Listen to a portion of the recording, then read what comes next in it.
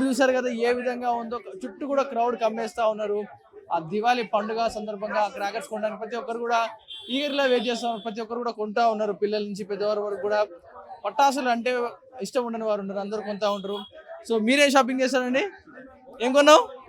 Rocket, sky shot, 1K లడి, sky shot ఒకటి, ఇంకా భూచక్రాలు, చిచ్చుబుడ్డిలు, కిట్ క్యాట్స్. ఇవన్నీ నువ్వే కలుస్తావా?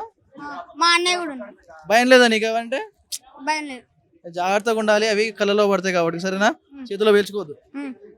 చూసారు కదా పిల్లలు ఎలా పండగ అంటే చిన్నప్పుడు భయం ఉండదు, కానీ పేరెంట్స్ గా మీరే చూస్తూ ఉండాలి, చెప్తూ ఉండండి. ఎందుకంటే అవి చేతిలో పేలినా లేకపోతే రవ్వలు కంట్లో పడినా చాలా డేంజరస్ గా ఉంటుంది కాబట్టి చాలా జాగ్రత్తగా ఉండి కాల్చుకోండి. ఎందుకంటే బోల్డ్ ఎంత భవిష్యత్తు ఉంటుంది పిల్లలకి, ఇవి ఒక క్రాకర్స్ వల్ల భవిష్యత్తు నాశనం కావద్దు.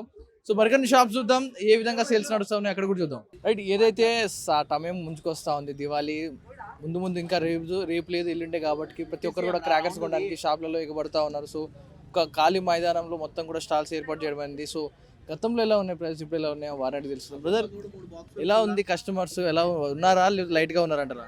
సార్ ఇప్పటికైతే ఇంకా బిజినెస్ స్టార్ట్ కాలేదు సార్. రేపు మార్నింగ్ నుంచి ఎక్స్పెక్ట్ చేస్తున్నాం. రేపు సండే కాబట్టి, ఈరోజు సాటర్డే, ఈరోజు కూడా ఉంటుంది అనుకున్నాం, కానీ ఇది ఏం లేదు.